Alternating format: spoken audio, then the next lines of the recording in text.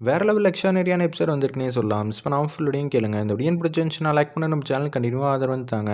சிவா வந்து கேட்குறப்பல விஜயகுமார் கிட்ட நம்ம அர்ச்சனா அம்மாவை பார்த்த விஷயத்தை பற்றி சொல்லணுமா அப்படின்னு சொல்லும்போது, இல்லை இல்லை, இந்த வாட்டி அவங்க கிட்ட எதுவும் சொல்லக்கூடாது.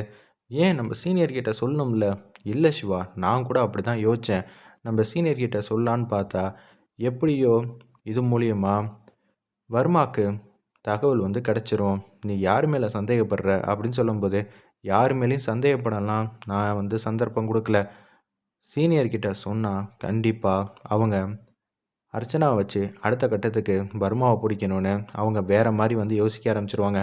அதை நம்மளால் தட்டவும் முடியாது. அதனால் யார் யார்கிட்ட எப்பப்போ என்னென்ன சொல்லணுமோ அது மட்டும்தான் சொல்லணும். மாமா இத்தனை வருஷம் வந்து கவனமாக இருந்தாங்களே, அதை விட நம்ம கவனமாக இருக்கணும். சரின்னு சொல்லிட்டு இங்கே ரொம்ப நேரம் இருக்க வேணாம், நம்ம போகலாம், நான் அம்மாட்ட பேசிட்டு வந்துடுறேன்னு சொல்லிட்டு போகிறாங்க. அர்ச்சனா முன்னாடி வந்து உட்காடுறாங்க. அம்மா, நீ இங்கே கவனமாக இருமா, உன்னை பார்த்துக்கிறதுக்கு 2 3 பேர் இங்கே இருப்பாங்க. நான் அடிக்கடி வந்து உன்னை வந்து பார்க்குறதுக்கு இங்கே வருவோம்மா, நீ எதை நினச்சி கவலைப்பட வேணாங்கிற மாதிரி யோசிக்கிறாங்க. சரின்னு சொல்லிட்டு வெயிட் பண்ணிகிட்டு இருக்காங்க.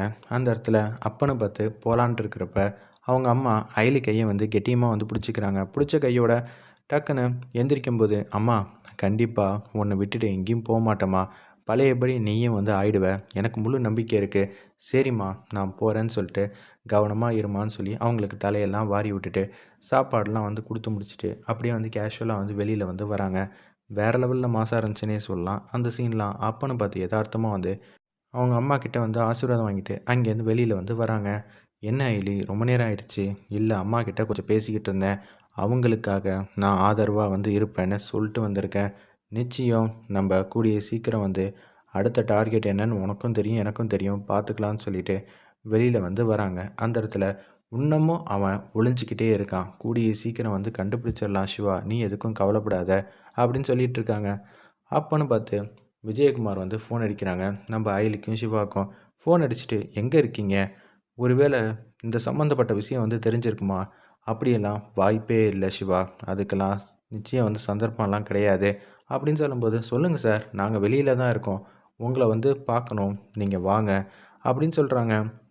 கூப்பிட்றாங்க. அந்த இடத்துல உடனே சேரில் வந்து உட்கார்றப்ப, நீங்கள் இவ்வளோ பெரிய விஷயத்த என்கிட்டேருந்து மறைச்சிருப்பீங்கன்னு நான் எதிரே பார்க்கலன்னு விஜயகுமார் வந்து சொல்லிகிட்டு இருக்காப்புல.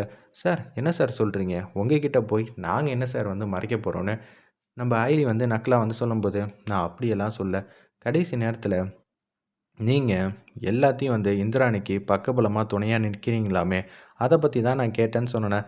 ஆமாம் சார், அதுதானே சார் நம்ம உத்தியோகம், அதுக்கு நம்ம என்றைக்குமே வந்து விசுவாசியாக தானே இருக்க முடியும் அப்படின்னு சொல்லும்போது, பரவாயில்ல, முன்னமும் கவனமாக இருக்கீங்க, கவனமாகவே இருங்க.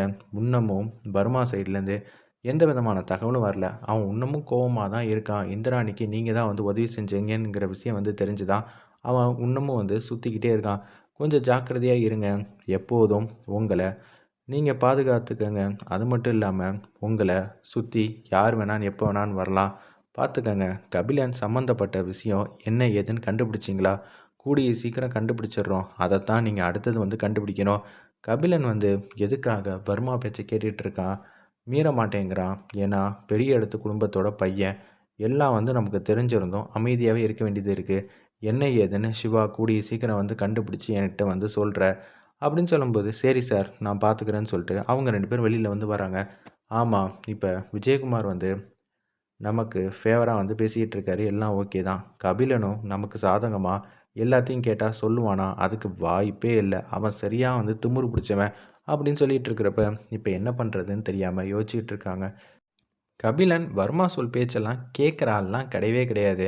எனக்கு தெரிஞ்சு வர்மாவோட கபிலன் என்னைக்காவது ஒரு வாட்டி வர்மாவே ஒரு கை வந்து பார்க்கலாங்கிற அளவுக்கு தான் யோசிப்பான்.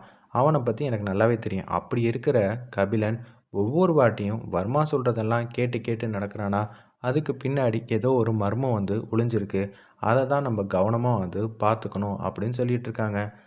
ஒரு பக்கம் மோனிகா வந்து கேட்குறாங்க நம்ம செலியன்கிட்ட, என்னப்பா டூருக்கெலாம் போயிட்டு வந்தியே, எப்படி இருந்தாங்க அப்படின்னு சொல்லி இந்திராணியை பற்றி விசாரிக்கிறாங்க.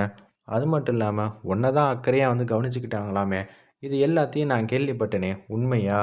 நீ இப்படியெல்லாம் நடந்துக்கிறது எனக்கு சுத்தமாக வந்து பிடிக்கல. மோனிகா, நீ தேவையில்லாத விஷயத்துலலாம் வந்து மூக்க நுழைக்காத அதுக்கும் உனக்கும் சம்மந்தமே இல்ல. அவள தான் சொல்லுவேன். இங்க நான் சாதாரண ஒரு இடத்துல வந்து வேலை பார்த்துக்கிட்டு இருக்கேன். அப்படி இருக்கும்போது வேலை சம்மந்தமா மட்டும் கேள்வி கேளு அப்படின்னு சொல்லிட்டு அவங்க மட்டும் போயிட்டுருக்காங்க.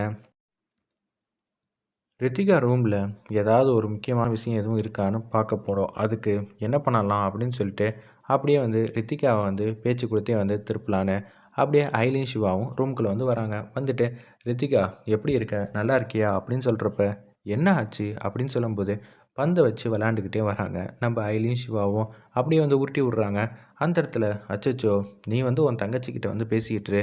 நான் அந்த பந்து இங்கே தான் இருக்கும் பார்க்குறேன்னு சொன்னோன்னே சரி, அம்மா எதுவும் உன்கிட்ட எதுவும் சொன்னாங்களா? அப்படின்னு சொல்லி அந்த இடத்துல பேசுகிறாங்க.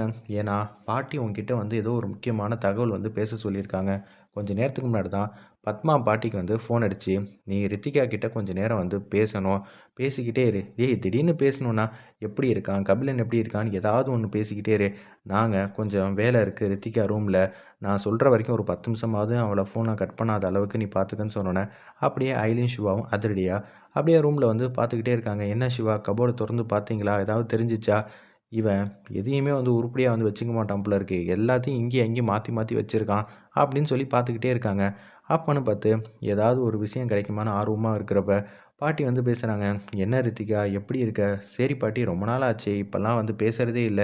என்ன ஒரு பேத்திக்கிட்ட மட்டும் பேசலான்னு முடிவு பண்ணிட்டியா?" அப்படின்னு சொல்லி கேட்கும்போது, "அப்படியெல்லாம் ஒண்ணும் இல்ல. வீட்ல நல்ல பேர் வாங்குறியா?" அப்படின்னு சொல்லி கேட்கும்போது, "எல்லாரும் உன் பேச்ச வந்து கேட்டு நடக்க ஆரம்பிச்சுட்டாங்களா?" அப்படின்னு சொல்றாங்க. "உங்க அம்மாவும் பக்கத்துல தான் இருக்கா." அப்படின்னு சொல்லிட்டு, அவங்க அம்மாவும் வந்து ஜமுனா கிட்டயும் வந்து பேசிக்கிட்டு இருக்காங்க. "என்ன ஆச்சு? பாட்டி திடீர்னு பேசுனாங்க. எதுவும் முக்கியமான விஷயமா?" "அப்படியெல்லாம் ஒண்ணும் இல்ல. சும்மா அயலி இந்த பக்கம் வந்திருந்தா. அதான் ஃபோன் எடுத்து பாட்டி பேசணும்னு சொன்னாங்கன்னு சொல்லிக் குடுத்தா. அதனால தான் வந்து பார்த்து பேசிக்கிட்டு இருக்கேன்னு" சொல்றாங்க. "ஓ! அப்படியா? சரி, சரி.